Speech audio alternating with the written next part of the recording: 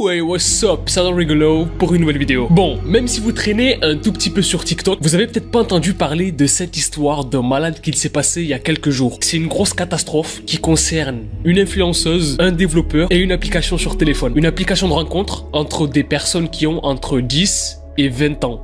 Oui, vous avez bien entendu. Bref, aujourd'hui, on se retrouve pour un nouvel épisode de la face cachée de TikTok. Mettez un pouce bleu, abonnez-vous. C'est parti.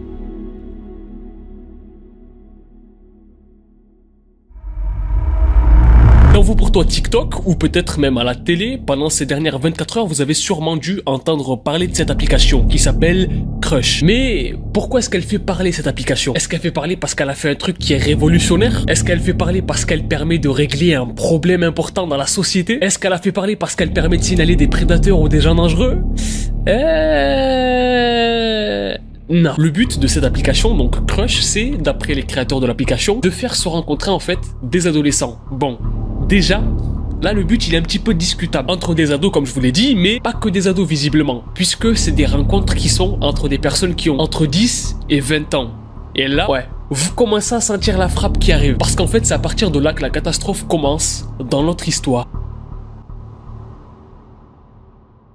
Comme vous l'avez entendu, donc, cette application, elle permet de faire des rencontres entre des ados qui ont entre 10 et 20 ans. Bon, déjà, pourquoi un si grand écart d'âge? Pourquoi faire? À part créer un IA. Quel est le but de cette application en fait? Ça, c'est la question que se sont posées absolument toutes les personnes qui ont été choquées par cette histoire d'application Crush qui permet à des gens entre 10 et 20 ans de faire des rencontres. Parce que le truc que je vous ai pas encore expliqué, c'est que l'influenceuse, comme je vous l'ai dit tout à l'heure, qui fait partie de cette histoire-là, elle a fait la pub de cette application à la sortie, en mode avec le créateur du truc et tout, à sa communauté, qui est constituée à 95% d'enfants, 95% de gamines qui sont la cible un peu de l'application visiblement, mais qui du coup vont être en contact avec des personnes qui ont 20 ans. Et ça ressemble pas mal en fait aux vidéos que je vous avais déjà faites sur ma chaîne YouTube, sur les sites et les applications aussi de rencontres entre des enfants et des adultes. Déjà le concept il est fou. Où en fait c'est des sites et des applications qui permettent tout simplement, comme je vous l'ai dit, à des enfants et des adultes d'entrer en contact. Encore une fois, pourquoi faire? Pourquoi faire? Là, c'est exactement la même chose, mais qui nous est présentée par une influenceuse et soi-disant le développeur du coup de l'application. Et ce qui se passe, c'est que cette influenceuse-là, elle a fait énormément de TikTok qui font la pub, du coup la publicité directe de cette application-là. Où dans l'histoire, on comprend pas trop si elle a créé cette application, si elle est associée pour la création de cette application, ou déjà là c'est super flou. Elle a pas l'air de comprendre ce qui ne va pas avec l'application en question. Et depuis tout à l'heure, je dis que c'est une dinguerie, que c'est un truc de fou, parce que peut-être qu'il y a des gens qui ont toujours pas compris que il y a un problème, there is a big problem in this situation. Il y a peut-être des gens qui vont me dire, oui, mais Adam, dans leur vidéo sur TikTok, l'influenceuse, dans ses vidéos avec le développeur, elle a dit que l'application était sécurisée. C'est que c'est sécurisé, pourquoi elle dirait que c'est sécurisé si c'est pas sécurisé? Donc c'est sécurisé, non?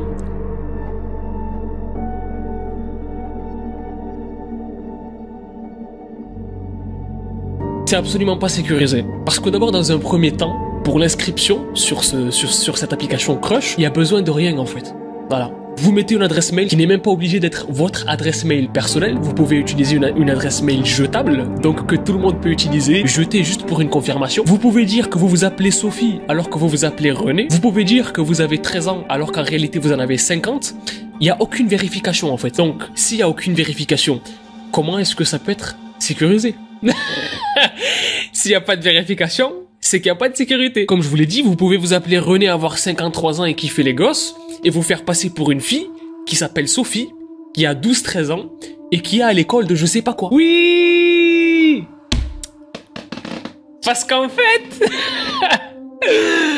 En fait, je vous ai pas dit. Comme si ça ne suffisait pas, déjà de mettre en relation des gosses avec des adultes, parce qu'à 18 ans, on est un adulte. Hein. Comme si déjà ça ne suffisait pas, dans l'application, vous pouvez mettre l'école dans laquelle vous êtes, l'établissement dans lequel vous êtes, et la classe dans laquelle vous êtes, pour, soi-disant, du coup, rencontrer des gens qui sont dans la même école que vous, dans la même classe que vous, peut-être, faire des rencontres, permettre le contact entre les gens.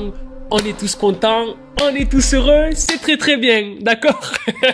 Sauf que là, il y a un gros problème pour les personnes averties qui ont compris le délire dans lequel je veux aller, c'est que si tu mets l'établissement dans lequel tu es, la classe dans laquelle tu es, etc., etc., qu'est-ce qui me certifie que du coup, René, 53 ans aimant les gosses, ne peut pas aller devant l'école que tu as indiquée dans l'application et t'attendre à la sortie? C'est ça les questions que les gens se sont posées sur TikTok en fait. C'est pour ça que les gens se sont énervés et que pour beaucoup, la grande majorité en fait, ça ne va pas tout ça en fait. Il y a un gros problème avec cette application. Le fait que cette influenceuse ait fait la publicité de cette application en sachant qu'elle est suivie par des millions de personnes, des millions de gosses surtout, et qu'elle soit là en mode non mais vous avez pas compris, de toute façon c'est pas moi qui fais l'application. T'es suivi par des millions de personnes, t'as une espèce de responsabilité, même si tu leur dois rien, etc., etc. T'as une sorte de responsabilité en fait, parce que ces gens-là te suivent à toi. Pour certains, vont suivre ce que tu dis à la lettre. C'est pour ça qu'on appelle ça influenceur, même si je déteste ce mot. Mais par définition, tu vas influencer des gens, tu vas influencer des gosses. Donc, il y a des gens qui vont peut-être être en danger à cause des directives que tu as données. Et c'est pour ça que les gens se sont énervés. Parce que l'influenceuse en question, je dirais pas son nom pour pas qu'il y ait des problèmes, pour pas que... Oui, mais Anna... Ben, elle a fait littéralement en fait la publicité d'une application qui permet de mettre en relation des enfants et des adultes. Franchement, depuis le début, j'aurais pu dire ça, faire une vidéo de 30 secondes. Ciao tout le monde. Là, la phrase que je viens de dire, elle résume tout. Elle a fait la pub pour une application qui permet à des enfants et des adultes de parler entre eux. C'est une dinguerie. Et le développeur... Il est berré, quoi. Il est tranquille dans les vidéos, il parle, il discute, parce qu'ils ont fait des vidéos où, soi-disant, ils répondent à des questions de la communauté. On sait pas trop si elles existent, ces questions ou pas, mais bref, c'est pas le sujet de la vidéo. Où ils répondent à des questions en mode, est-ce que c'est sécurisé? Est-ce que c'est safe? Toujours les mêmes questions, mais tournées autrement pour faire croire que c'est des questions différentes. Donc, pour vraiment, en fait, mettre en confiance le client, comme on dit, pour faire croire que c'est safe alors que ça l'est pas du tout, comme je vous l'ai démontré. En fait, il y a littéralement des gens sur TikTok qui ont fait des TikTok où ils montrent que c'est pas sécurisé du tout parce que tout le monde peut créer des comptes, faire croire qu'ils ont n'importe quel âge, qu'ils s'appellent n'importe comment, accéder à l'application, ajouter des gens en amis comme ils le veulent, même si les gens ne veulent pas les ajouter, les tracer, les retrouver grâce au nom de l'établissement, retrouver leurs réseaux sociaux personnels, ça va super loin cette histoire. Et là, il y a des gens qui vont me dire, bon là, Sayada, là, t'as tout dit, là. T'as tout dit. T'as tout dit. Bekhir Alek, Bézienne, pousse sur toi. Et vous savez quoi? Comme un chanteur belge le dit, souvent dans ce genre d'histoire, quand il y en a plus, eh ben il y en a encore.